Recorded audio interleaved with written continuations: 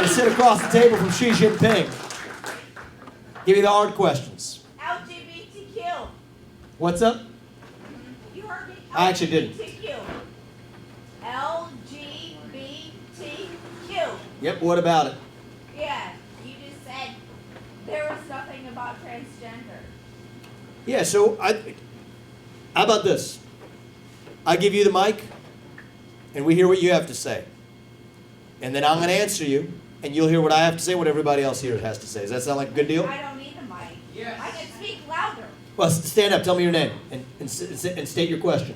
My name's Alexis Case, and I grew up here Okay? in this town. LGBTQ is a serious situation in this world today. There are children that get bullied because they are gay, they are lesbian, they are transgender. I don't need that. Okay. You're welcome to have it if you want. I don't need it. You get to ask your question, but after that, you're going to hear me give my answer. So I'll let you finish. What is your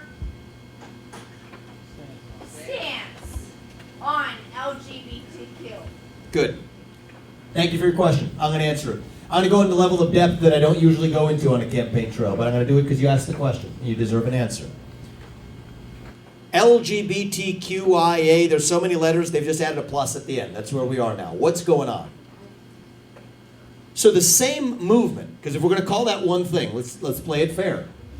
The same movement that said that the sex of the person you're attracted to is hardwired on the day you're born. That was the premise of the gay rights movement, for it to count as a civil right. That movement is now saying that your own biological sex is totally fluid over the course of your life. Hypocrite. You can't believe both those things. Well, I think I'm going to get to a deeper say. That's where I was about a year or two ago, but I think there's something deeper going on, and I'll tell you what it is. So the same movement, and by the way, let's think about the women's rights movement in this country, which said there's many ways to be a woman. You can have long hair, short hair, you can wear a skirt, you can wear jeans. Now says that, oh, if actually you want to behave a certain way, that means you're a man. So I think that the hypocrisies go all the way down, and I'll tell you what's going on. You can't believe both of those things at the same time if you're operating according to principles of sheer logic. But you can if you're adopting a faith, a cult-like belief system. So, this is controversial for me to say, but I'm going to tell you what I think. I believe that transgenderism specifically is a mental health disorder. I believe it's a mental health condition. Okay. Nobody cares what they think. Well, no. We're going to finish this. This is good. We have to have open conversation in this country. But I don't think the Not compassionate a thing to do. mental health disorder. Well, It's how they fucking feel. well, let me. If I'm going to give you a chance to respond if you'd like, but No, we can't have an open agree. debate in this country if we're not able to state our views. That's how they feel. That's how they feel. And you know what? I'll tell you a story, and you deserve to hear this. I met two young women in this race about 6 months ago. Their names were Chloe and Katie, two young women. They're in their 20s now. Both of them had their breasts cut off. One of them had her uterus removed. Okay. They're in their 20s. They regret that decision. One of them wants to have kids. She'll never have kids. The other one will never breastfeed her children. They'll never be the same because they had that done to them when they were teenagers. So no, when a young person shows up and says, my gender doesn't match my biological sex, they're asking for help. But you just said 20. That's not They happened to them when one girl was 13 when it happened to her. She's in her 20s now and regrets it. This is what's wrong in this country. We will look back at this and say this was barbaric that we allowed this to happen in this country. That is not compassion. That is cruelty. And so I don't think the right thing to do is I'm not going to villainize those people. You don't villainize people who are going through suffering, but you have to be willing to say when a kid shows up and says, my gender doesn't match my biological sex, you have to be able to say, what else is going wrong at home? What else might be going wrong at school? Get to the bottom of what's going on. Help that person with compassion, with dignity. So my view is this, if you're an adult You're free to live your life however you want as long as you're not hurting somebody else. If you're a man, you can dress how you want. If you're a woman, you can dress how you want. Identify how you want. We're a free country and I'm not going to stop you. But kids are not the same as adults. And we have to protect our children. And I'm going to go further than that. We can't change the way that women and men compete in sports. We can't do that. We can allow you to live your life the way you want to. But we can't change the way that we operate in our own life. And I'm going to finish this thought and then you get to respond. Because I think this is good. We don't do this enough. Open debate. I love this. I think what we've had in our country before is a tyranny of the majority. And that's what we worry about.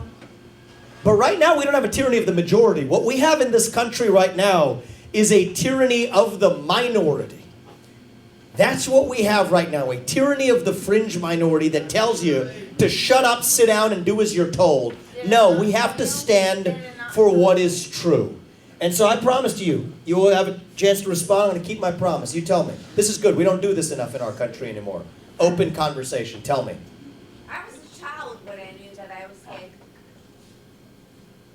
Not the fact that I wanted to change my gender, but living here in this town, I knew that I wanted, that I was a lesbian, that I was attracted to females.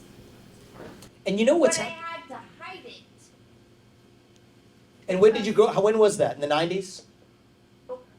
Oh, no.